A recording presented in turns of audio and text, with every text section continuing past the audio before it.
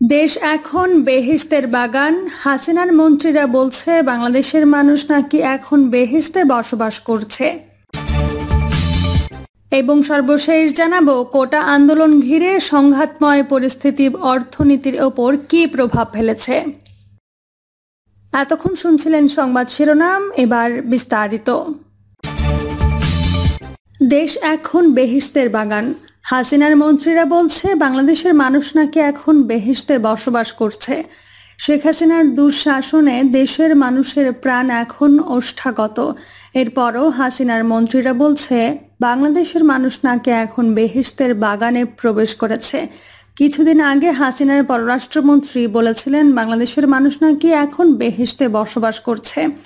2008 সালের 29 ডিসেম্বরের নির্বাচনে ফখরুদ্দিন মঈনুদ্দিনের সহযোগিতায় 2014 সালের 5 জানুয়ারি একতরফা নির্বাচনের মাধ্যমে ও 2018 ও 2024 সালের নির্বাচনে ব্যাপক ভোট ডাকাতি অর্থাৎ দিনের ভোট রাতে করে ক্ষমতায় এসে বিগত 16 বছরে আওয়ামী লীগ কী করেছে সেটা আর নতুন করে বলার দরকার নাই।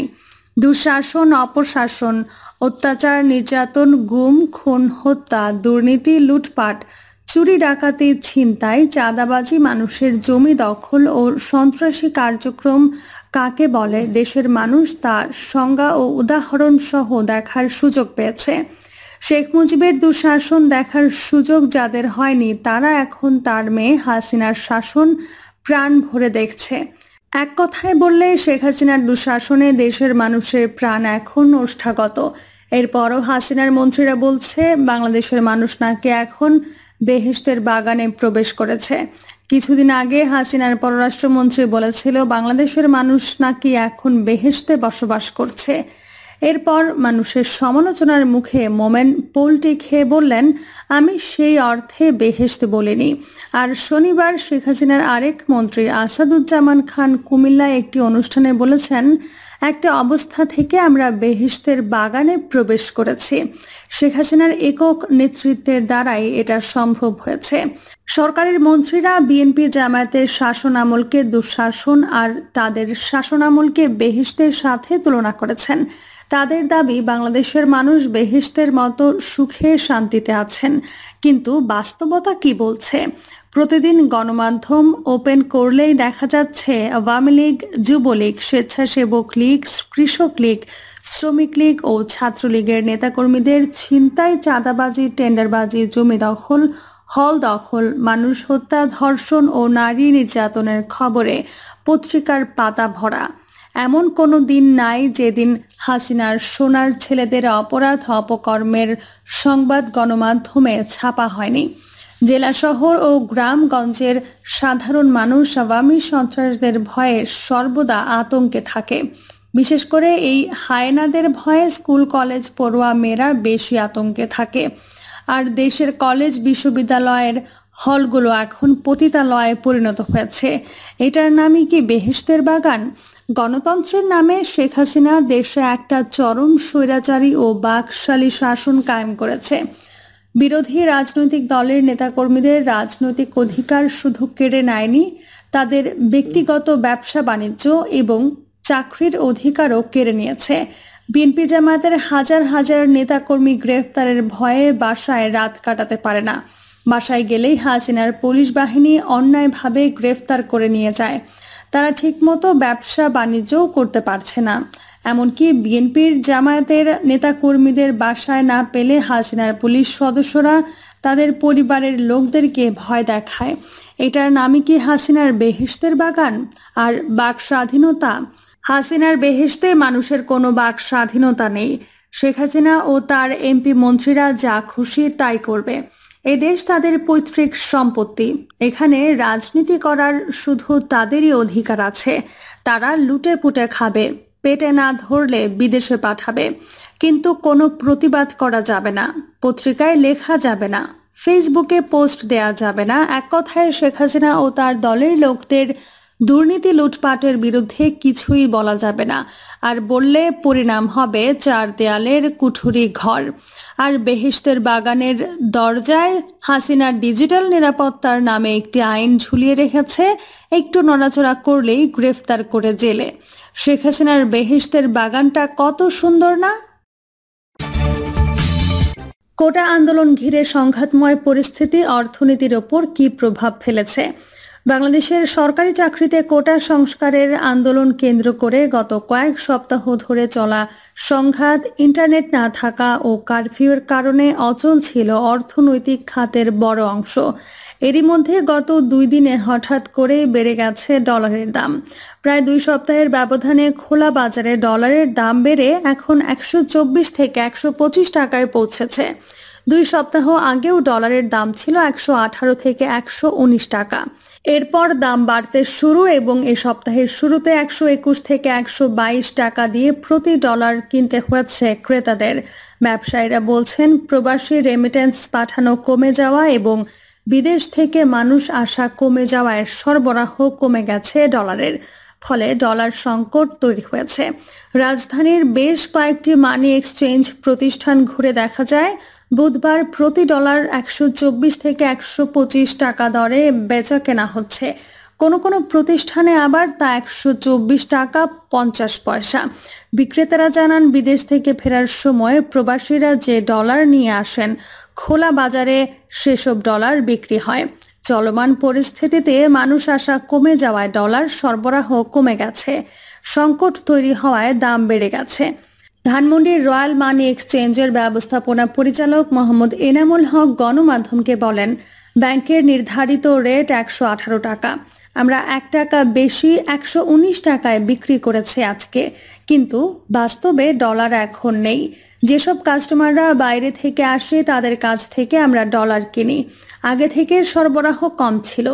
এখনকার অ্যাবনর্মাল সিচুয়েশনের কারণে ডলারের সরবরাহ আরও কমছে, বলেন মিস্টার হক। কোটা সংস্কার আন্দোলন কেন্দ্র করে দেশজুড়ে আইন শৃঙ্খলা পরিস্থিতির অবনতি এবং এর জের ধরে কারফিউ জারি, ইন্টারনেট বন্ধ থাকা এবং কয়েকদিন ব্যাংক বন্ধ থাকায় গত 16 জুলাই থেকেই থমকে গেছে প্রবাসী আয়ের প্রবাহ।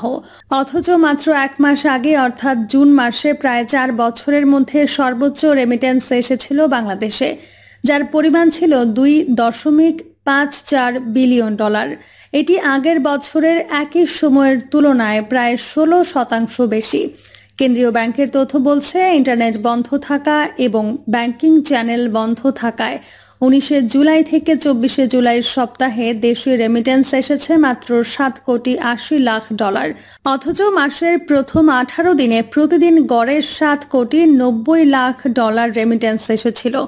16 জুলাই কোটা সংস্কার আন্দোলন তীব্র আকার ধারণ করে। এক পর্যায়ে সরকার কারফিউ জারি করে সেনা মোতায়েন করে। 19 জুলাই থেকে 23 জুলাই পর্যন্ত কার্যত ব্যাংকিং কার্যক্রম বন্ধ থাকায় ব্যাংকিং চ্যানেলে প্রবাসী আয় আসা সম্ভব ছিল না। এরই মধ্যে সামাজিক মাধ্যমে রেমিটেন্স না পাঠানোর ক্যাম্পেইন শুরু হয়। ফলে ব্যাংকিং চ্যানেলে প্রবাসী আয়ের প্রবাহ কমে যাওয়ায় খোলা বাজারে প্রভাব পড়েছে। যদিও সোশ্যাল ইসলামী ব্যাংকের প্রধান নির্বাহী কর্মকর্তা ও ব্যবস্থাপনা পরিচালক জাফর আলম গণমাধ্যমকে বলেছেন, ব্যাংকিং সেবা নিরবিচ্ছিন্ন থাকলে ধীরে ধীরে প্রবাসী আয় স্বাভাবিক হয়ে আসবে। কারণ এই আয় বাড়াতে বেশ কিছু পদক্ষেপ ইতোমধ্যেই নেওয়া হয়েছে। বাংলাদেশ ব্যাংকের নির্ধারিত দামে ব্যাংকগুলোকে ডলার বেচা কেনা করতে হয়।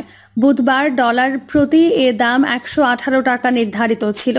কয়েকটি ব্যাংকের কর্মকর্তারা বলছেন, গত কয়েক বছর ধরেই ডলার সংকটের যে ধারাবাহিকতা তা এখনো চলছে। তবে নির্ধারিত মূল্যেই ডলার বিক্রি হয় ব্যাংকগুলোতে। অর্থনীতিবিদরা বলছেন, ডলারের এক্সচেঞ্জ রেট এই বছরই বাজার ভিত্তিক হবে বলে আশা করা হয়েছিল, কিন্তু বর্তমান পরিস্থিতি আরও সংকট বাড়িয়ে তুলেছে। ফলে মূল্যস্ফীতি আরও বেড়ে যেতে পারে। পলিসি রিসার্চ ইনস্টিটিউটের নির্বাহী পরিচালক আহসান এইচ মনসুর গণমাধ্যমকে বলেন, একটা আশা ছিল মে মাসে এক্সচেঞ্জ রেটটা বাজার ভিত্তিক করা, ইন্টারেস্ট রেট বাজার ভিত্তিক করা। এক্সচেঞ্জ রেটটা স্থির হয়ে যাচ্ছিল, 2.5 মাস স্থির ছিল, 117 থেকে 118 টাকার মধ্যেই ছিল।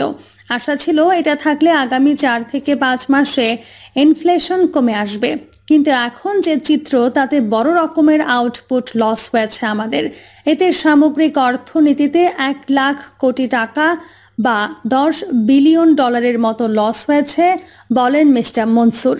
সাম্প্রতিক সংঘাতময় পরিস্থিতির কারণে অভ্যন্তরীণ পণ্যের সরবরাহ ব্যবস্থা বিঘ্নিত হয়েছে। আবার অভ্যন্তরীণ কারণে চট্টগ্রাম বন্দরের আন্তর্জাতিক পণ্যের সরবরাহ ব্যবস্থাও বিঘ্নিত হয়েছে। এসব কারণে জিনিসপত্রের দাম বেড়ে গেছে বলে জানান তিনি। মিস্টার মনসুর বলেন, ডলারের এই এক্সচেঞ্জ রেটের স্বল্প ও দীর্ঘমেয়াদী প্রভাব পড়বে, কারণ রেমিটেন্সের প্রবাহে বড় রকমের পতন হয়েছে। হয়তো এটা থেকে উত্তরণ ঘটবে, কিন্তু পুরোপুরিভাবে আগের অবস্থায় যেতে পারবো কিনা সেটা নিয়ে সন্দিহান। তথ্য প্রযুক্তি খাতের ব্যবসায়ীরা বলছেন, ইন্টারনেট বন্ধ থাকায় সব ব্যবসার ক্ষতি হলেও এ খাতে ক্ষতির পরিমাণ একটু বেশি, কারণ যারা সফটওয়্যার ব্যবসায় জড়িত তাদের ব্যবসার লাইফ লাইন হচ্ছে ইন্টারনেট, কিন্তু অন্য ব্যবসার সাপোর্ট লাইন হিসেবে ইন্টারনেট কাজ করে। একই সাথে ই কমার্স খাতও ইন্টারনেট ছাড়া চলে না। গত কয়েক বছরে বাংলাদেশ ধীরে ধীরে যে বাজার তৈরি করতে পেরেছে এবং বিদেশি ক্লায়েন্টদের কাছে আস্থার জায়গায় পরিণত হয়েছে, এবারের পরিস্থিতিতে সেটি অনেকটাই হুমকির মুখে পড়েছে। ইন্টারনেট না থাকার কারণে তাদের এবং ক্লায়েন্টদের সাথে যোগাযোগ করে কিছু জানতে না পারায় যে অনাস্থা তৈরি হয়েছে, তাতে তারা বিকল্প বাজারের দিকে চলে যাওয়ার আশঙ্কা আছে বলে মনে করছেন তথ্য ও যোগাযোগ প্রযুক্তি খাতের উদ্যোক্তারা। প্রিয় দর্শক, এই ছিল এখনকার সর্বশেষ সংবাদ। আপডেট সব সংবাদ পেতে চ্যানেলটি সাবস্ক্রাইব করে বেল আইকনটি ক্লিক করে রাখুন।